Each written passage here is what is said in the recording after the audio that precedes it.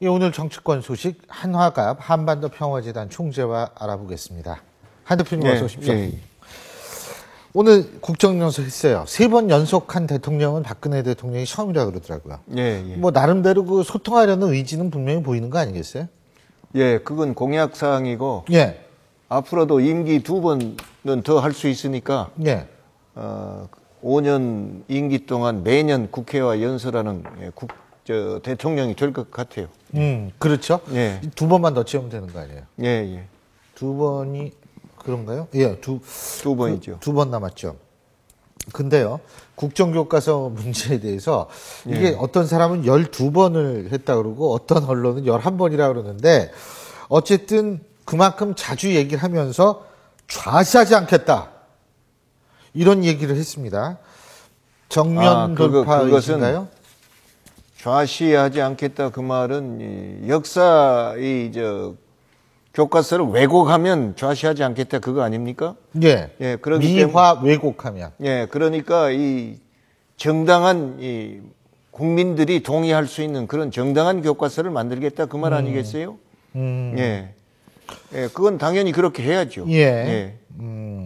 근데 이제 물론 그건 당연히 그렇게 하는데 결국은 뭐냐면 지금 같은 상황에서 이제 박근혜 대통령이 역사에 대해서 그렇게 한두 번을 언급을 하고 좌시하지 않겠다라고 얘기를 하고 이렇게 된다면은 그리고 또 하나 기존 역사 교과서 비정상이라고 표현을 했거든요. 예. 그렇게 된다면 사실상 대통령이 전면에 나서고 정면 승부를 거는 모양새가 된가 아울러서 여기에서 결국은 공방이 격화될 수밖에 없는 상황이 아닌가라고 얘기할 수 있는 거 아니겠습니까? 이미 이 문제는요.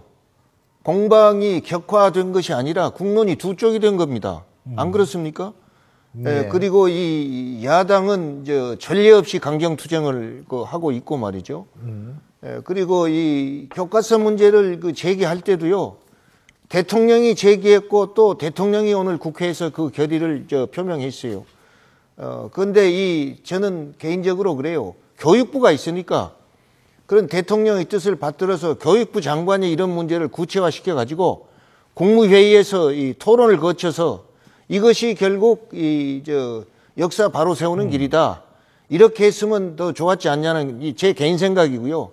그 다음에 이런 역사 문제를 얘기하려면은 박근혜 대통령이 취임하자마자 바로 이 문제를 거론할 수 있었다면은 지금처럼 말이죠.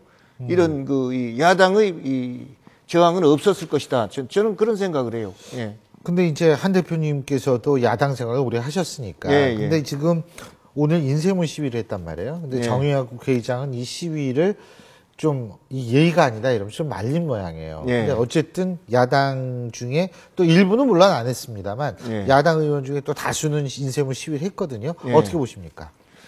그런데 그건 저는 정화 의장의 생각이 옳다고 봐요. 일단 예의를 차려야 된다. 예. 그리고 박근혜 대통령이 국회에 와서 연설하는 것은 말이죠. 국민의 대표인 국회에다 국민을 대신해서 연설을 해가지고 그걸 국민에게 전달하는 그런 과정 아닙니까? 예. 그렇기 때문에 국가 원수로서 국민에게 하는 얘기입니다. 그리고 이 국회의원은 당파를 떠나서 국민을 대표한 국회의원 자격으로서 그 연설을 듣는 거예요. 예, 그렇기 때문에 여기서는 뭐 야당이니 여당이니 그런 정쟁할 때 구분은 있지만은 국회의원으로서는 똑같은 겁니다.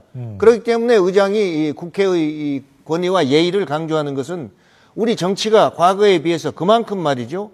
좀 품격을 요청하는 말이죠. 그런 정치로 변해가고 있다는 걸 말해주는 겁니다. 예. 과거에 저도 야당이지만 국회에서 말입니다. 몸싸움 하고 말이죠. 그 국회 선진화법 때문에 못하는 거지. 지금 하려면 얼마든지 할 수 있을 것 같은데요. 이렇게 들고 말이죠. 그냥 막 시위하고 그랬잖아요. 그런데 앞에다 걸어놨는데 그것도 보니까 제가요. 이 교과서 문제 가지고 하는 것도 야당이 친일 교과서다 이런 얘기 하는데요. 그것은 친일 독재 미화 교과서입니다. 그것은 이 야당이 미리 이럴 것이다 해가지고 하는 건데 그건 설득력이 좀 약한 것 같고요. 구체적이지 못하고 야당식 방식이죠. 그리고 이 민생 우선 이랬는데요. 오늘 또 박근혜 대통령이 민생 문제 해결을 위해서 법안을 빨리 통과시켜주라고 부탁했잖아요. 예. 그러면 그것은 말이죠. 박수 쳐야죠. 민생 문제가 나오면. 그러니까 이것이 이 야당 생각 닳고 여당 생각 닳고 말이죠. 예. 이런 것이 되는 겁니다. 그러나 야당도요, 이제는 투쟁 방식이 달라져야 됩니다. 자, 그리고 좀 아까 교육부에서 좀 이걸 앞으로 나가서 이렇게 했으면 좋겠는데라고 말씀하셨는데, 여당 내에서도 사실 황우여 교육부 총리에 대한 사회부 총리에 대한 불만이 좀 있었던 것 같아요. 그런데 어쨌든 오늘 황우여 부총리가 입장을 밝혔습니다. 직접 한번 들어보시죠. 최근에 우려하시고 또 열심히 보다 더 일을 해야 한다는 교육부에 대한 채찍, 또 장관에 대한 걱정이 있는 것 제가 잘 압니다. 무겁게 겸허히 받아들이고 더욱 매진하겠습니다. 여당 내부에서도 뭐 황우여 사회부총리에 대한 문책론 내지는 경질론까지 나오고 있는 상황인데요. 거기에 대해서 어떻게 보십니까? 그런 주장이 나올만 하지 않습니까? 나올만 합니까? 이건요. 예. 많은 변화를 얘기해 주는 겁니다. 여당하고 이 대통령하고 관계가 무조건 대통령이 한마디 하면 복종하는 그런 여당도 아니고 이제는. 안 그렇습니까? 예. 그리고 이 대통령이 뜻이 교육부 장관을 경질을 하려는 건지 그건 모르잖아요. 그런데 지금 이 교육부 장관이 이 문제 처리하는 과정을 보니까 대통령을 대신해서 내가 앞장서서 처리한다는 이런 게 안 보이니까 여당에서는 저런 얘기가 나오는 겁니다. 안 그렇습니까? 예. 그렇기 때문에 이 박근혜 정부 출범하고 말입니다. 어느 문제든지 그 부처 장관이 앞장서 가지고 그 문제 관철하고 말이죠. 대통령이 이제 언급 안 해도 그 문제를 끌고 나가는 이런 장관 봤습니까? 없잖아요. 솔직히 말해서. 그러고 이 대통령이 얘기해가지고 그냥 야당이 발끈하면 야당은 대통령만 공격하지 장관 공격 안 하잖아요. 지난번 메리스 사태 때 복지부 장관 공격했지만 그건 말을 잘못해가지고 이 말꼬리 잡아가지고 공격한 것이지 대통령이 얼마나 그것 때문에 말입니다. 야당으로부터 공격을 받았습니까? 그러니까 지금 박근혜 정부 특징이 뭐냐? 모든 것이 대통령이 관영이에요. 대통령이 관역이요. 할 수밖에 없다. 그러니까 야당으로부터 이제 이 비판을 받고 정적의 핵심에 쓰고 말이죠. 이런 것이 된 겁니다. 그러니까 대통령이 이 내각으로부터 보호를 못 받은 거예요. 어떻게 보면. 이것이 대통령이 그렇게 내각을 끌고 가는 건지 내각이 스스로 자기 직무유기를 한지 모르겠지만은 지금 3년째인데 이제는 내각의 틀이 딱 잡혀서 자기 책임하에 국가의 업무를 추진하는 이런 장관의 모습을 보여야죠. 그리고 저는 그런 생각이 들어요. 이 야당이 그 타스크포스 팀 있는데 쳐들어가서 문 열고 가가지고 비밀 타스크포스라고 주장을 합니다. 그런데 그 비밀이 뭐 어쩌습니까? 예. 그것이 무슨 협잡을 하는 겁니까? 예를 들면은 뭐 국익을 배반하기 위해서 무슨 모의를 하는 겁니까? 이건 이 교육부의 명을 받아서 말이죠. 이 문제 처리하는데 준비하는 과정에서 비밀도 있을 수 있는 거예요. 그 나중에 이렇게 했다가 공포되면은 말이죠. 타스크포스 팀이 있었다는 거 알게 되는 거 아닙니까? 그러니까 이거 당당하니 해야죠. 안 그렇습니까? 마치 뭐 죄진 것처럼 말이죠. 이거 말도 안 되는 얘기예요. 그리고 대통령한테 보고했냐 안 했냐 야당이 떠드는데 아니 대통령이 국정의 최고 책임자인데 왜 보고 안 합니까? 당연히 해야죠. 관심사인데. 그럼 지난번에 세월호 사건 터졌을 때는 말이죠. 대통령은 왜 보고 안 했냐고 해놓고 이제는 보고했냐 안 했냐 따지는 거예요. 예. 이것이요. 야당도 투쟁은 일관성이 없고 결국 무엇이 야당이 정말 이 국정 경험이 있는지 없는지 그걸 의심케 하는 거예요. 그래서 이런 그 야당의 행태가요. 결국 집권 능력이 없다는 걸 증명해 주는 거예요. 그리고요. 일부에서는 농담처럼 김무성 대표가 황우여 부총리의 길을 열어줬다. 어차피 총선 때문에 그만둬야 되는데. 그걸 알아야 됩니다. 지금 요다음에 여당이나 야당 공천 받는데요. 야당은 20% 전략 공천한다 했잖아요. 그럼 최소한 20%는 떨어져 나가는 겁니다. 어떤 형식으로 하든지. 그러고 여당이 지금 친박, 친임, 비박 말이죠. 공천 가지고 다투고 이거 무슨 프라이머리 제도, 오픈 프라이머리 제도를 도입하느냐, 그렇지 않으면 무슨 전략 공천하냐 하는데 황우여 장관이 여기서 말이죠. 책임질 일 못 지고 물러나면 요다음에 공천 보장이 있습니까? 안 그렇습니까? 예. 여기서 장관 물러나고 이제 나가라고 해서 나간 사람한테 잘했다고 공천 줄 당이 어디가 있습니까? 그러니까 황우려 장관은 여기서 물러난다고 공천이 보장된 게 아니에요. 제가 생각할 때는. 아하. 안 그렇습니까? 예. 그러니까 자기 책임하에 이걸 수습하고 말이죠. 정말로 소신 있게 말입니다.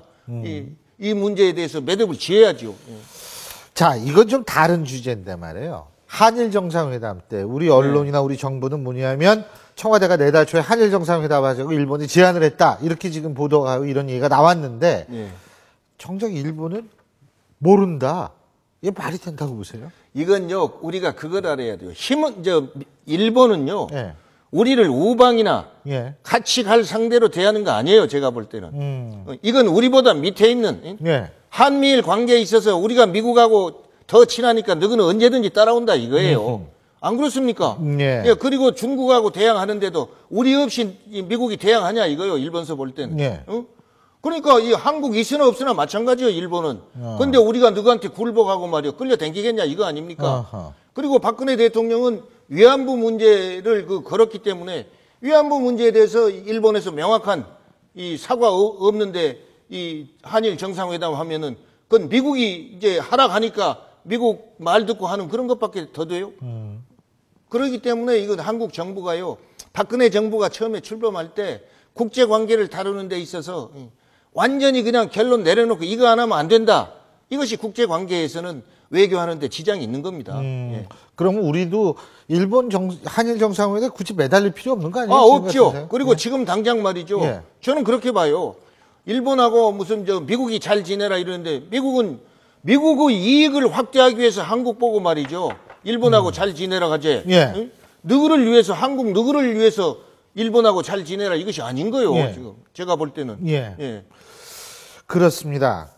결국은 우리 입장이 어쨌든 우리 입장만 분명히 하면 되죠. 수그리고 우리가 들어가지 아닙니다. 않는다는 거. 우리가 지혜로워야 됩니다.